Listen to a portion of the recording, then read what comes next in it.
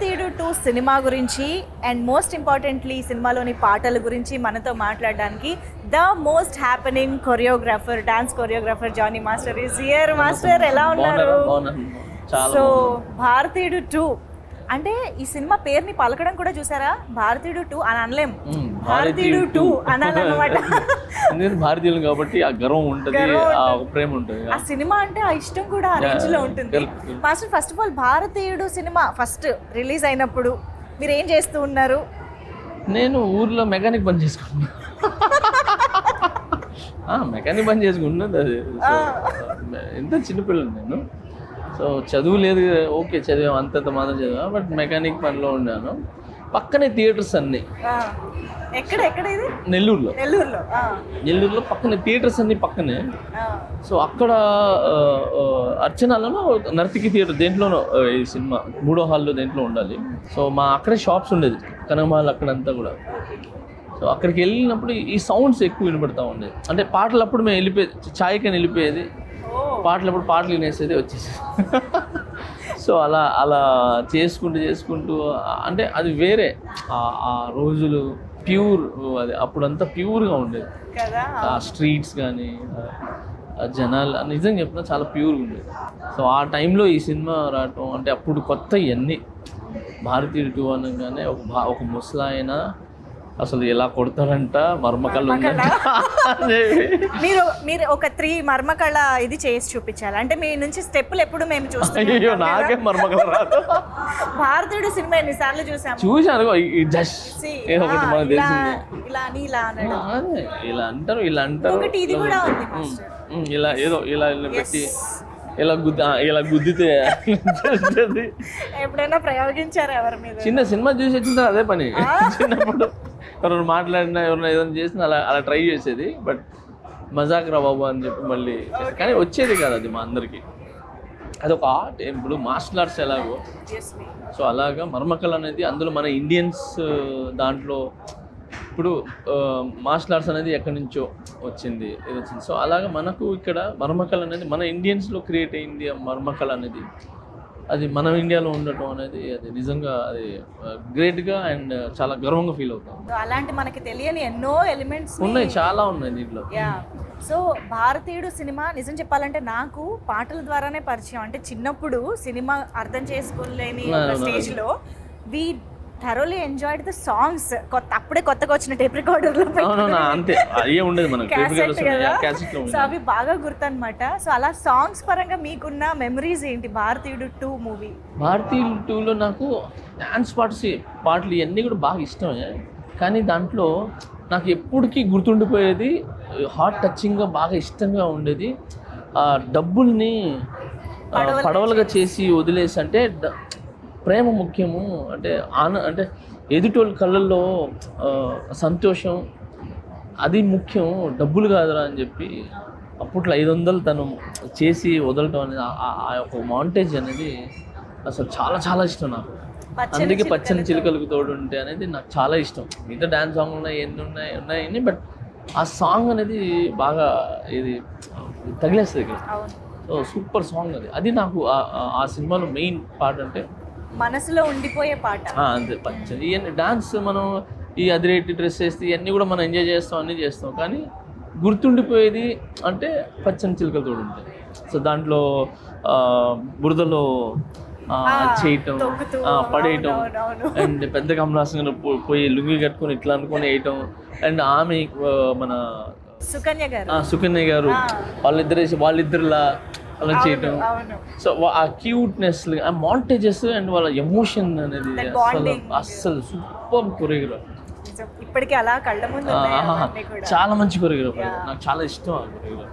So ఇప్పుడు coming to భారతీయుడు 2, ఫైనల్గా మీరు భారతీయుడు 2 సినిమాలోని పాటలకి కొరియోగ్రఫీ చేయడం అసలు ఎప్పుడైనా ఎక్స్పెక్ట్ చేశారా? Did you? అయ్యో నేను చేయలేదు, ఇమాజిన్ ఆర్ నేను చేయలేదు. కానీ నేను ఏంటంటే మిస్ అయినా ఈ 2 మేబీ 3 ఏదో అనుకుంటున్నారు, నాకు తెలీదు, దాని నుండి చేస్తాను. బట్ దీంట్లో ఒక సాంగ్ అయితే నేను కంపోజ్ చేశాను స్టేజ్ మీద. అసలు చాలా చాలా బాగుంది. అమ్మాయి సాంగ్, అప్పట్లో మనకు ఓపెనింగ్ సాంగ్ ఎలా ఉంటుంది అలాంటి సాంగ్. షకలక బేబీ. ఓ సో ఆ జానర్లో ఉండేదే, బట్ అది డిఫరెంట్ సాంగ్, ఇది డిఫరెంట్ సాంగ్. సో ఈ సాంగ్ కూడా పెప్పీగా ఉంది, బాగుంది. సో మొత్తం ఫారినర్స్ని పెట్టి నేను స్టేజ్ మీద పర్ఫామ్ చేపిస్తున్నాను. సినిమాలో ఇది నేను అప్పటికి శంకర్ గారికి నేను పరిచయం అవ్వాల. సో RC15 మనం చేసింది, చరణ్ సార్ RC15 చేసాం. దానికి ముందు 3 years ముందే పాటలు అయిపోయినాయి, షూట్ చేశారు పాటలు. అవునా?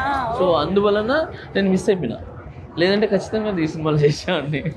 బట్ శంకర్ గారి సాంగ్స్ కి ఒక స్పెషాలిటీ ఉంటుంది.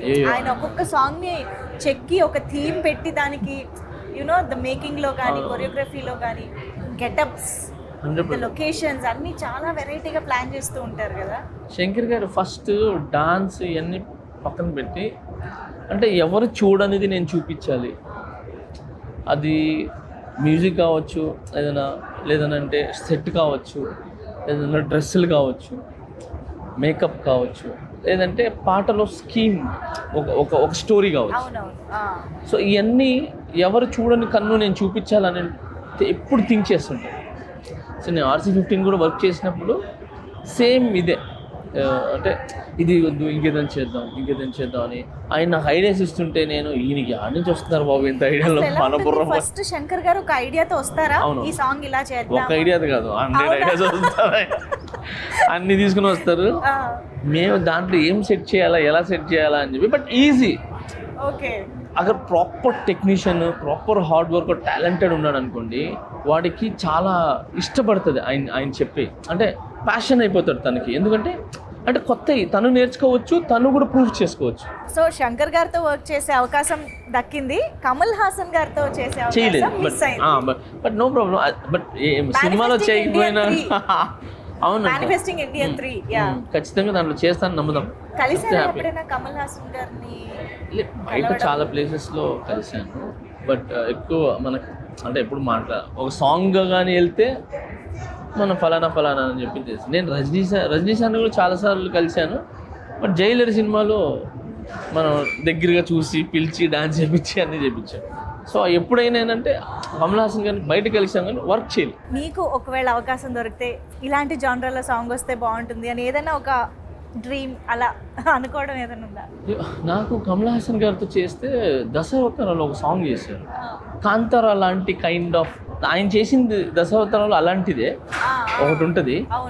సో అది ప్రాపర్గా ఇంకా ఎగ్జిక్యూట్ చేసి, అంటే ప్రాపర్గా చేయాలి అనేది దాంట్లో భలే ఉంటుంది. అది మీరు చూస్తే దాంట్లో ఉంటుంది అన్ని అవతారాల్లో.